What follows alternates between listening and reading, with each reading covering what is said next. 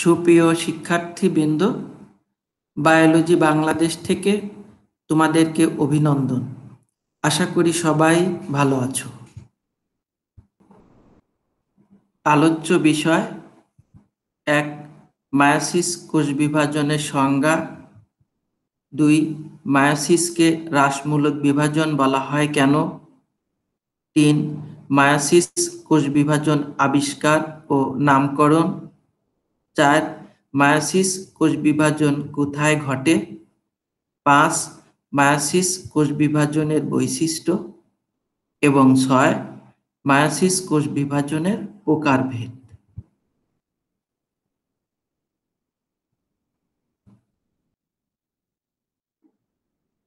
Greek শব্দ মাইওয়াস অর্থ two lesson বা হ্রাস করা থেকে মায়োসিস শব্দের উৎপত্তি। মায়োসিস এর অর্থ হল হ্রাসমূলক বিভাজন। যে প্রক্রিয়ায় প্রকৃত কোষের নিউক্লিয়াস ও সাইটোপ্লাজম বিভাজিত হয়ে 4টি অপত্য কোষ সৃষ্টি করে এবং সৃষ্ট অপত্য কোষের ক্রোমোজোম সংখ্যা মাতৃকোষের ক্রোমোজোম সংখ্যার অর্ধেক হয়, তাকে মায়োসিস বা হ্রাসমূলক বিভাজন বলা হয়। এটি মাতৃকোষ একটি কোষ থেকে 4টি কোষ সৃষ্টি হয়েছে। সৃষ্ট অপত্য কোষের ক্রোমোজোম সংখ্যা মাতৃকোষের ক্রোমোজোম সংখ্যার অর্ধেক। এই ধরনের বিভাজনকে বলা হয় মায়োসিস বা হ্রাসমূলক বিভাজন।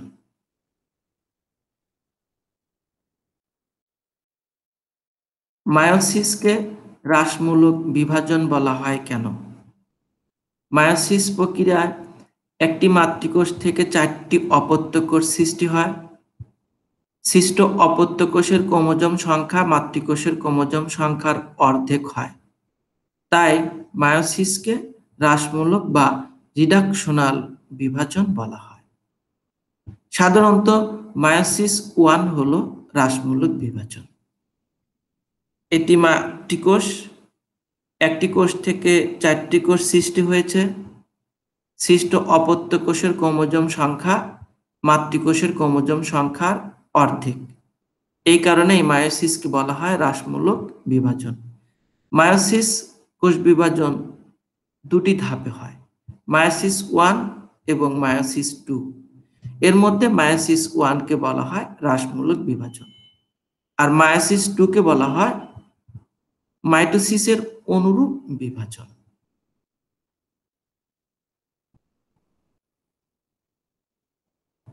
মায়োসিস কোষ বিভাজন আবিষ্কার ও নামকরণ। 1. 1843 সালে বিজ্ঞানী বেনেডিন ও হাউজার অ্যাসকারিস কৃমির গ্যামিটে হ্যাপ্লয়েড সংখ্যক ক্রোমোজোম আবিষ্কার করেন। 2. 1887 সালে বিজ্ঞানী বোভেরি সর্বপ্রথম গোল কৃমির জননাঙ্গে মায়োসিস কোষ বিভাজন প্রত্যক্ষ করেন। 3. 1887 সালে বিজ্ঞানী ভাইসম্যান সর্বপ্রথম ক্রোমোজোমের সংখ্যার হ্রাসমূলক পদ্ধতির কথা উল্লেখ করেন। 4. 1888 সালে বিজ্ঞানী স্ট্রাসবার্জার পুষ্পক উদ্ভিদের জনন মাতৃকোষে ক্রোমোজোমে হ্রাসমূলক বিভাজন লক্ষ্য করেন। 5. 1905 সালে বিজ্ঞানী ভার্মার এবং মুর মায়োসিস শব্দটি প্রয়োগ করেন বা ব্যবহার করেন।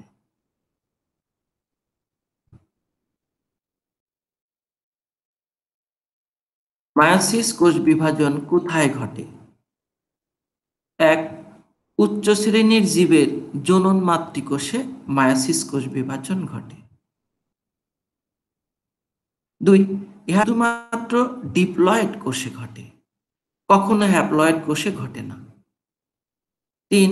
নিম্ন শ্রেণীর জীবের জাইগোটে মায়োসিস ঘটে। নিম্ন শ্রেণীর যেসব জীব আছে তাদের শুক্রাণু ও ডিম্বাণুর মিলনের ফলে জাইগোট সৃষ্টি হয়। জাইগোট মায়োসিস প্রক্রিয়ায় বিভাজিত হয়। 4. আবৃতবীজী উদ্ভিদের পরাগরেণু মাতৃকোষে এবং ভ্রূণপোষক টিস্যুর মাতৃকোষে মায়োসিস ঘটে। 5. নগ্নবীজী উদ্ভিদের মাইক্রো ও ম্যাক্রোস্পোরাঞ্জিয়ামের কোষে মায়োসিস ঘটে।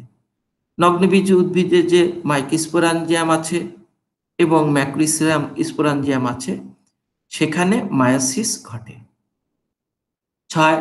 শৈবাল, ছত্রাক ও বায়োফাইটদের ডিপ্লয়েড স্পোরোফাইটিক কোষে মায়োসিস ঘটে। শৈবাল, ছত্রাক, বায়োফাইটা এরা একটু নিম্ন শ্রেণীর উদ্ভিদ, এদের ডিপ্লয়েড স্পোরোফাইটিক কোষে মায়োসিস ঘটে।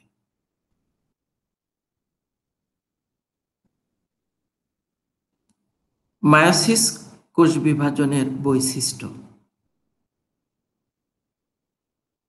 মায়োসিস কোষ বিভাজনের বৈশিষ্ট্য পরীক্ষার খাতায় কিভাবে লিখতে হবে সেই লেখাটি তোমাদের মাঝে উপস্থাপন করা হয়েছে। ঠিক এইভাবে পরীক্ষার খাতায় লিখবে 1 থেকে 7। এরপর 8 থেকে 14।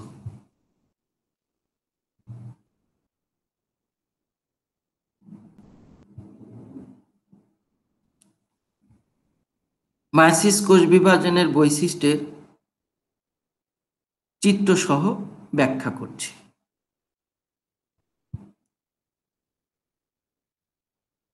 1. মায়োসিস কোষ বিভাজন ঘটে জীবের জনন মাতৃকোষে। এটা জননাঙ্গ, জননাঙ্গের ভিতরে এগুলো জনন মাতৃকোষ। জনন মাতৃকোষেই মায়োসিস ঘটে। পুরুষ জননাঙ্গে জনন মাতৃকোষ থেকে শুক্রাণু সৃষ্টি হয় এবং স্ত্রী জননাঙ্গে জনন মাতৃকোষ থেকে ডিম্বাণু সৃষ্টি হয়। অর্থাৎ পুরুষ এবং স্ত্রী উভয়ের জনন মাতৃকোষে মায়োসিস কোষ বিভাজন ঘটে। ইহা শুধুমাত্র ডিপ্লয়েড কোষে ঘটে। এটি ডিপ্লয়েড কোষ, এই ধরনের কোষে ঘটে, কখনো হ্যাপ্লয়েড কোষে মায়োসিস ঘটে না। 3. এ প্রক্রিয়ায় প্রতিটি মাতৃকোষ হতে 4টি করে অপত্য কোষ সৃষ্টি হয়। এটি মাতৃকোষ, এই মাতৃকোষ থেকে 4টি অপত্য কোষ সৃষ্টি হয়েছে। 4. এ প্রক্রিয়ায় কোষের নিউক্লিয়াস 2 বার এবং ক্রোমোজোম 1 বার বিভাজিত হয়। এই একটি নিউক্লিয়াস বিভাজিত হয়ে 2টি নিউক্লিয়াস সৃষ্টি করলো। এরপর এই 2টি নিউক্লিয়াস আবার বিভাজিত হয়ে 4টি নিউক্লিয়াস সৃষ্টি করলো। নিউক্লিয়াসের বিভাজন 2 বার হলো, এখানে 1 বার, এরপর এখানে আরো 1 বার। কিন্তু ক্রোমোজোমের বিভাজন 1 বারই হয়েছে। এখানে ক্রোমোজোম ছিল 8টি, বিভাজিত হয়ে হলো 4টি। এরপর আর ক্রোমোজোমের বিভাজন ঘটে নাই, এখানেও 4টি, এখানেও 4টি। অর্থাৎ নিউক্লিয়াসের বিভাজন 2 বার ঘটেছে, ক্রোমোজোমের বিভাজন 1 বার ঘটেছে। 5. অপত্য কোষের ক্রোমোজোম সংখ্যা মাতৃকোষের ক্রোমোজোম সংখ্যার অর্ধেক হয়। অপত্য কোষে ক্রোমোজোম সংখ্যা 4টি দেখতে পাচ্ছি, মাতৃকোষে ক্রোমোজোম সংখ্যা 4টি দেখতে পাচ্ছি, অপত্য কোষে ক্রোমোজোম সংখ্যা 2টি দেখতে পাচ্ছি। অর্থাৎ অপত্য কোষের ক্রোমোজোম সংখ্যা মাতৃকোষের ক্রোমোজোম সংখ্যার অর্ধেক। 6. এ প্রক্রিয়ায় হোমোলোগাস ক্রোমোজোমের মধ্যে সিনাপসিস ও বাইভ্যালেন্ট ঘটে। হোমোলোগাস হলো একই ধরনের ক্রোমোজোম, অর্থাৎ যেসব ক্রোমোজোম আকার, আকৃতি ও গঠনের দিক থেকে একই রকম তাকে বলা হয় হোমোলোগাস ক্রোমোজোম। হোমোলোগাস ক্রোমোজোমের মধ্যে সিনাপসিস ঘটে। হোমোলোগাস ক্রোমোজোমের জোড়া বাঁধার পদ্ধতিকে বলা হয় সিনাপসিস। এই যে জোড়া বাঁধছে, জোড়া বাঁধার পদ্ধতিকে বলা হয় সিনাপসিস। আর একটি জোড়াকে বলা হয় বাইভ্যালেন্ট। 2টি জোড়া, 2টি বাইভ্যালেন্ট। আবার দেখানো হচ্ছে এই যে ক্রোমোজোম জোড়া বাঁধছে, জোড়া বাঁধার পদ্ধতিকে বলা হয় সিনাপসিস, প্রতিটি জোড়াকে বলা হয় বাইভ্যালেন্ট। অর্থাৎ একটি জোড়ায় 2টি ক্রোমোজোম থাকে, এই 2টিকে বলা হয় বাইভ্যালেন্ট। এখানে 2টি বাইভ্যালেন্ট দেখা যায়। দুইটি বাইভ্যালেন্ট গঠিত হলো। 7 মায়োসিস প্রক্রিয়ায় নন সিস্টার ক্রোমাটিডের মধ্যে কায়াজমা ও ক্রসিং ওভার ঘটে। এই যে দুটি নন সিস্টার ক্রোমাটিড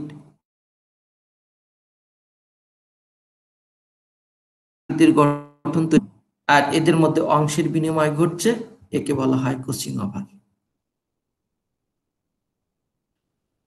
মাত্র নন সিস্টার ক্রোমাটিডের মধ্যে কায়াজমা ঘটে এবং ক্রসিং ওভার ঘটে।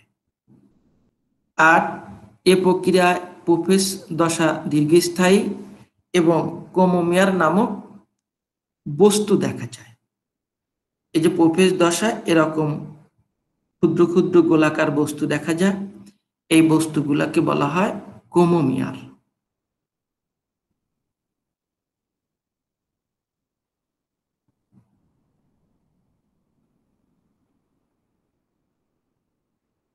নয় মায়োসিস কোষ বিভাজনে শুক্রাণু ও ডিম্বাণু উৎপন্ন হয়। এই যে শুক্রাণু উৎপন্ন হয়েছে, এটা ডিম্বাণু উৎপন্ন হয়। 10 মায়োসিসে ক্রোমোজোমের স্বতন্ত্র বিন্যাস ঘটে। এই যে ক্রোমোজোমের স্বতন্ত্র বিন্যাস ঘটেছে, ক্রোমোজোমাল ম্যাপ এটি দেখানো হয়েছে।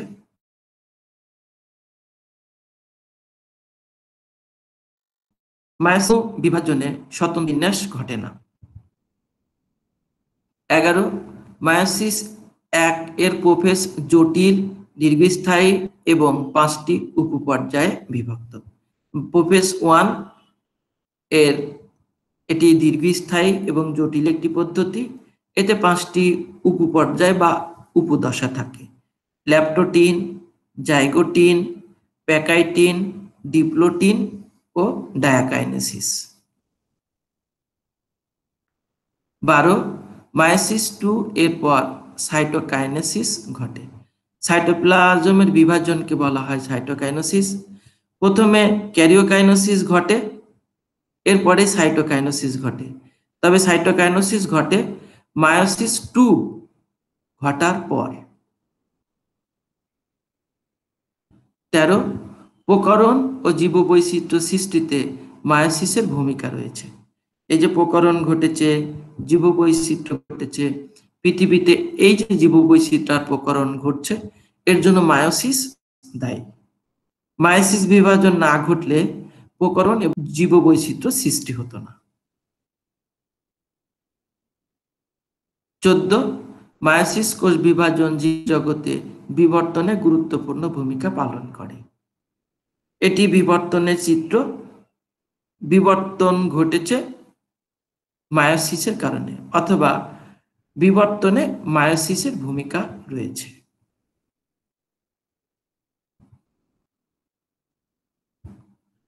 মায়োসিসের প্রকারভেদ। বিভিন্ন ধরনের মায়োসিস হলো: 1 টার্মিনাল মায়োসিস, 2 স্পোরিক মায়োসিস এবং 3 জাইগোটিক মায়োসিস। 1 টার্মিনাল মায়োসিস, যে প্রক্রিয়ায় ডিপ্লয়েড জীবের জনন মাতৃকোষ হতে শুক্রাণু ও ডিম্বাণু সৃষ্টি হয় তাকে টার্মিনাল মায়োসিস বলে।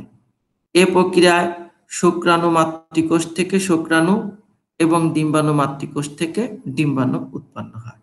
এটা শুক্রাণু মাতৃকোষ, এখান থেকে শুক্রাণু, এটি ডিম্বাণু মাতৃকোষ থেকে ডিম্বাণু উৎপন্ন হয়েছে। অর্থাৎ জনন মাতৃকোষ থেকে শুক্রাণু ও ডিম্বাণু উৎপন্ন হওয়ার প্রক্রিয়াই হলো টার্মিনাল মায়োসিস।